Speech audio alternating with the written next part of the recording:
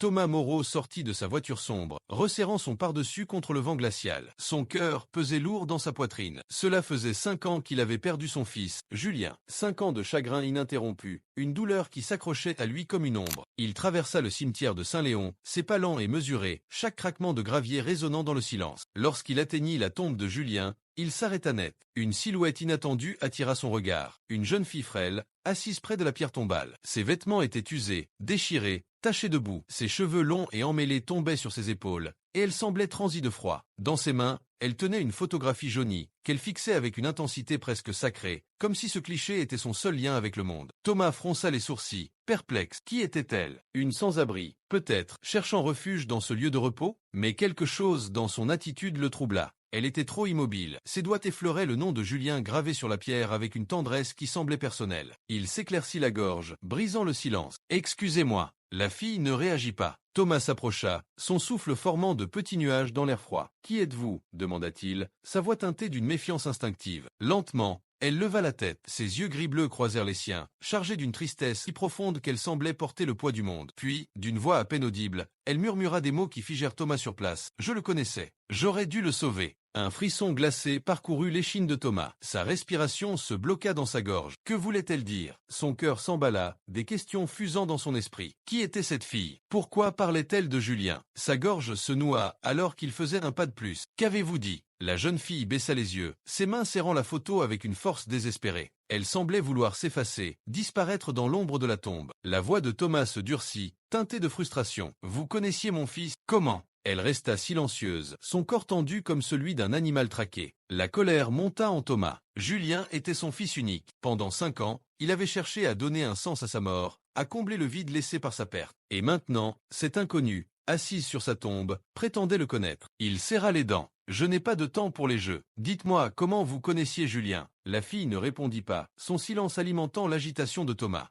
Il prit une profonde inspiration, tentant de contenir ses émotions. « Écoutez, si vous avez connu mon fils, je veux la vérité. » Un long silence s'installa, lourd et oppressant. Puis, d'une voix tremblante, elle parla enfin. « Je ne voulais pas que ça arrive. » Thomas plissa les yeux, son pouce accélérant. « Que ça arrive ?» Elle déglutit, évitant son regard. « Julien, il m'a aidé, une fois. Et moi ?» Sa voix se brisa, comme si les mots lui brûlaient la gorge. « Je l'ai laissé tomber. » Une boule se forma dans la poitrine de Thomas. Julien avait toujours été généreux, toujours prêt à tendre la main aux autres. Mais que signifiait « laisser tomber » Sa voix s'adoucit, mais son regard restait perçant. « Qui êtes-vous » La fille prit une inspiration tremblante, ses lèvres frémissant. « Je m'appelle Clara. » Thomas la dévisagea. Clara. Ce nom ne lui évoquait rien, mais il sentait qu'il allait bientôt tout changer. Clara serrait la photo comme si elle était son seul ancrage. Ses yeux étaient embués de larmes qu'elle retenait à grand-peine. La patience de Thomas s'effritait, ses poings se crispèrent. Assez de mystère. Dites-moi la vérité. Clara déglutit, sa voix à peine un murmure. J'étais avec lui la nuit où il est mort. Ces mots frappèrent Thomas comme un coup de poignard. Sa respiration se coupa, son corps se raidit. Elle était avec Julien. Son cœur battait à tout rompre, son chagrin, enfoui sous des années de silence, se transforma en une rage sourde. La mort de Julien avait toujours été qualifiée d'accident, un tragique dérapage sur une route glissante. Mais maintenant, cette étrangère affirmait avoir été là. La voix de Thomas devint tranchante. « Êtes-vous en train de dire que vous êtes impliqué ?» Clara releva la tête, l'horreur traversant son visage. « Non, je le jure, j'ai essayé de l'arrêter. » Sa respiration devint saccadée. Mais personne ne m'a écouté. La mâchoire de Thomas se serra. « Arrêtez quoi? Que s'est-il passé avec mon fils ?» Des larmes roulèrent sur les joues de Clara. « Je voulais le sauver, mais il était trop tard. » Thomas la fixa, son monde vacillant. Pendant 5 ans, il avait accepté la version officielle, parce qu'elle était plus supportable que l'inconnu. Mais maintenant, cette fille, cet inconnu, détenait peut-être la clé de ce qui s'était vraiment passé. Était-il prêt à l'entendre? Clara essuya ses larmes du revers de sa manche, son corps tremblant. Elle détourna le regard, comme si les souvenirs étaient trop lourds. Thomas, la voix ferme mais plus douce, insista. « Racontez-moi tout. » Clara prit une inspiration tremblante. « J'ai rencontré Julien dans un foyer à Belleville. » Thomas fronça les sourcils. « Un foyer ?» Julien ne lui en avait jamais parlé. Clara poursuivit. « J'étais en famille d'accueil, mais ça n'a jamais été un vrai foyer. Je fuguais souvent. Parfois, je passais la nuit dans ce foyer en ville. C'est là que j'ai croisé Julien. » Thomas écoutait, l'esprit en ébullition. « Il n'était pas comme les autres, » murmura Clara. « La plupart des gens riches viennent une fois, posent pour des photos et disparaissent. Mais Julien revenait chaque semaine. Il parlait avec nous, apportait à manger, s'asseyait avec moi quand je n'avais nulle part où aller. Une boule se forma dans la gorge de Thomas. Il savait que son fils avait un grand cœur, mais il ignorait à quel point il s'était impliqué. Il était gentil, dit Clara, la voix brisée, mais il était aussi tourmenté. Thomas retint son souffle. Tourmenté. Clara hocha la tête. Il ne parlait pas beaucoup, mais je voyais qu'il portait un fardeau, comme un secret qu'il ne pouvait pas partager. Les mains de Thomas se crispèrent. Quel secret? Clara déglutit. La nuit où il est mort, il m'a dit que quelque chose de grave allait arriver. Le pouls de Thomas s'accéléra. Que voulez-vous dire? La voix de Clara tomba à un murmure. Il disait qu'il s'était mêlé aux mauvaises personnes, qu'il avait découvert quelque chose de dangereux. L'estomac de Thomas se noua. Julien ne lui avait jamais parlé de cela. Je l'ai supplié de tout arrêter, dit Clara, les yeux pleins de douleur, mais il refusait d'écouter. Ses lèvres tremblèrent. C'est la dernière fois que je l'ai vu vivant. Thomas sentit le sol se dérober sous lui. Sa respiration devint courte, saccadée. Un meurtre, impossible. La mort de Julien avait été qualifiée d'accident, un drame absurde. C'est ce que la police lui avait dit, ce que tout le monde lui avait répété. Sa voix trembla, au bord de la rupture. Vous mentez. Clara secoua la tête. Je voudrais que ce soit le cas. Thomas tremblait. Ils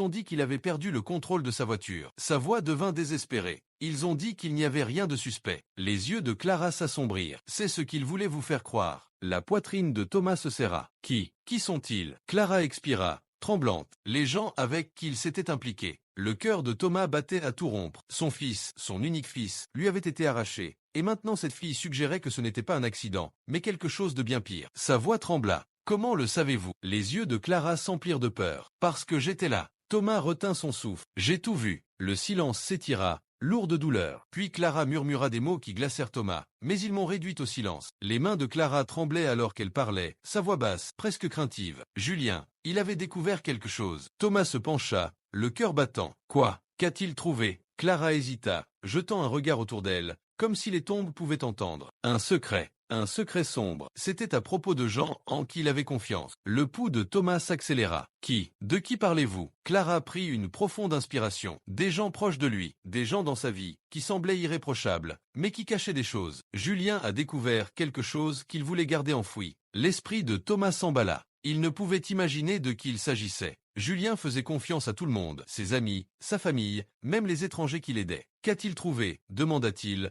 la voix tremblante. Les yeux de Clara s'assombrirent. Je ne sais pas exactement. Il ne m'a jamais tout dit, mais il allait les dénoncer. Il disait qu'il ferait éclater la vérité. La poitrine de Thomas se serra. Les dénoncer? Pourquoi ne m'a-t-il rien dit? Pourquoi n'est-il pas venu me voir? Le regard de Clara s'adoucit, empreint de regret. Parce qu'il avait peur. Il savait que des gens puissants étaient impliqués, des gens qui feraient tout se protéger. Thomas sentit le poids de ces mots. Son esprit tourbillonnait alors qu'il essayait de rassembler les pièces du puzzle. Clara détourna les yeux, sa voix à peine audible. La nuit où il est mort, il allait rencontrer quelqu'un pour tout révéler. Mais il n'y est jamais arrivé. La gorge de Thomas était sèche. Et vous? Que vous est-il arrivé? Les yeux de Clara s'emplirent de peur. Il ne voulait pas que la vérité soit connue. Il ne pouvait pas laisser Julien les exposer. Alors, ils se sont assurés que je disparaisse aussi. L'estomac de Thomas se tordit. Que vous ont-ils fait? Le visage de Clara s'assombrit sous le poids des souvenirs. J'ai été menacé. Ils m'ont ordonné de me taire. Mais je ne pouvais pas. J'ai essayé de prévenir Julien, de l'arrêter, mais ils étaient trop puissants. Ses yeux rencontrèrent ceux de Thomas, pleins d'émotion. Ils se sont assurés que j'étais oublié, tout comme Julien. Thomas resta figé, son esprit en ébullition. Toute sa vie, il avait cru en la confiance. Confiance dans les autorités, dans les récits qu'on lui avait servis. Mais maintenant, tout s'effondrait. Son fils, Julien, n'était pas mort dans un accident. La vie qu'il pensait connaître était un mensonge. Le cœur de Thomas s'emballa. Il avait passé des années à pleurer son fils, à accepter ce qu'on lui avait dit, parce que c'était plus facile que d'affronter l'inconnu. Mais maintenant, cette fille, Clara, lui révélait une toute autre réalité. Il secoua la tête, incrédule. Ce n'est pas possible. Le visage de Clara était empreint de tristesse. C'est vrai, je vous le jure, tout ce que je dis est la vérité. Les mains de Thomas se crispèrent en poing. Son monde s'était brisé, et il avait besoin de réponses. J'ai besoin de preuves. Montrez-moi des preuves. Clara hésita, puis fouilla dans son sac usé. Lentement,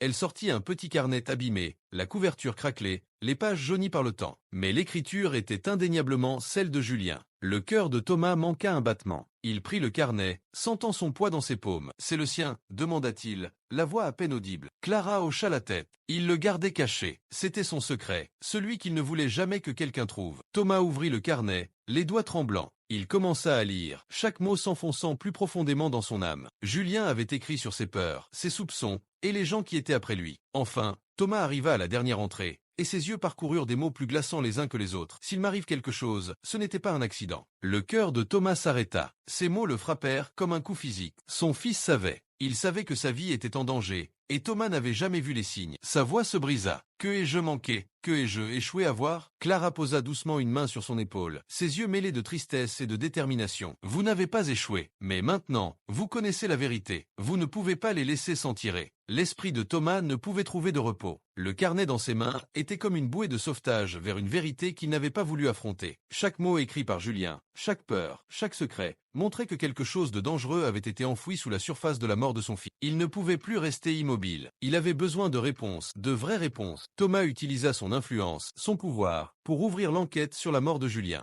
Il tira des ficelles, passa des appels, et fouilla dans les rapports de police et les témoignages. Plus il creusait, plus il réalisait que l'histoire officielle ne tenait pas. Il y avait des incohérences dans la chronologie, des témoignages qui ne correspondaient pas, et des détails étranges que personne n'avait pensé à questionner. En approfondissant, quelque chose de glaçant émergea. Selon les dossiers, Clara avait été envoyée dans un établissement psychiatrique quelques jours après la mort de Julien. La raison, elle avait été qualifiée d'instable, de témoin dangereux et peu fiable. L'esprit de Thomas s'emballa. Il l'avait piégée. Les autorités l'avaient mise à l'écart, s'assurant qu'elle ne parlerait pas. Cette fille, qui avait été avec Julien, qui avait essayé de le prévenir, avait été réduite au silence. Thomas tapa du poing sur son bureau. Ils l'ont fait exprès. Clara n'était pas une menace, elle était un témoin, quelqu'un qui connaissait la vérité. Mais pour eux, elle était sacrifiable. Et ce n'était pas le pire. Plus Thomas creusait, plus il découvrait l'implication de personnes puissantes. Des noms qu'il reconnaissait, des visages de son monde, celui des élites, ceux qui contrôlaient tout. Ils avaient les ressources, l'influence pour couvrir leurs traces et faire taire quiconque se mettait en travers de leur chemin. Un frisson glacé parcourut Thomas. Ce n'était pas un hasard. Quelqu'un avait veillé à ce que la mort de Julien soit considérée comme un accident, et quelqu'un avait veillé à ce que Clara ne parle plus jamais. Mais maintenant, tout commençait à prendre sens. Les pièces du puzzle s'assemblaient, et Thomas savait qu'il se rapprochait de la vérité.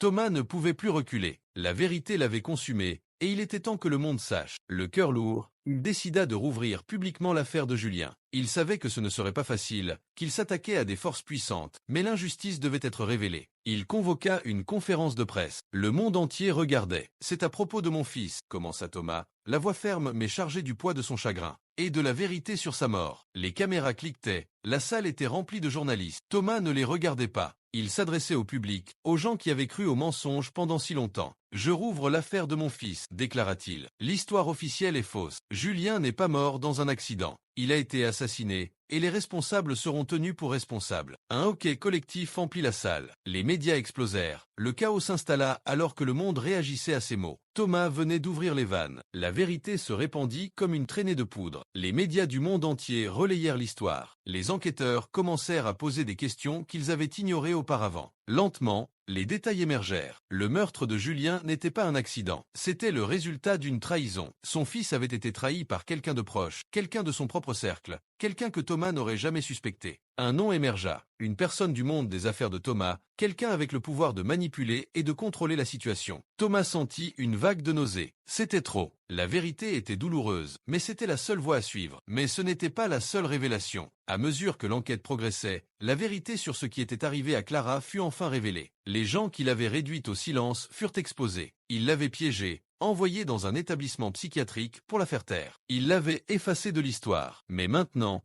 la vérité s'effondrait sur eux. Le nom de Clara fut blanchi, sa voix, autrefois étouffée, fut enfin entendue par le monde. Et ceux qui avaient fait cela furent enfin tenus responsables. Thomas se tenait devant le monde, le poids de la mort de son fils toujours lourd sur son cœur. Mais pour la première fois en des années, il y avait un sentiment de justice. La vérité avait été révélée. Ce n'était pas une question d'argent, ni de pouvoir. C'était à propos de Julien, de Clara, et de la vérité enfouie trop longtemps. « Ils m'ont pris mon fils », murmura Thomas, la voix brisée. « Mais je vais m'assurer qu'ils ne fassent ça à personne d'autre. » Et juste comme ça, la vérité éclata, et la justice commença. Les jours suivants, la frénésie médiatique furent un tourbillon pour Thomas. Avec la vérité sur la mort de Julien enfin révélée, le monde avait changé pour lui et pour Clara. Alors que les batailles judiciaires faisaient rage, Thomas avait une chose pour sûre. Il devait aider Clara à reconstruire sa vie. Elle avait traversé tant de choses, trahison, silence, perte. Mais maintenant, elle était libre, plus un fantôme dans l'ombre. Thomas lui promit un avenir, une seconde chance. Ils travaillèrent ensemble pour reconstruire sa vie. Thomas utilisa ses ressources pour lui trouver un endroit où vivre, une éducation,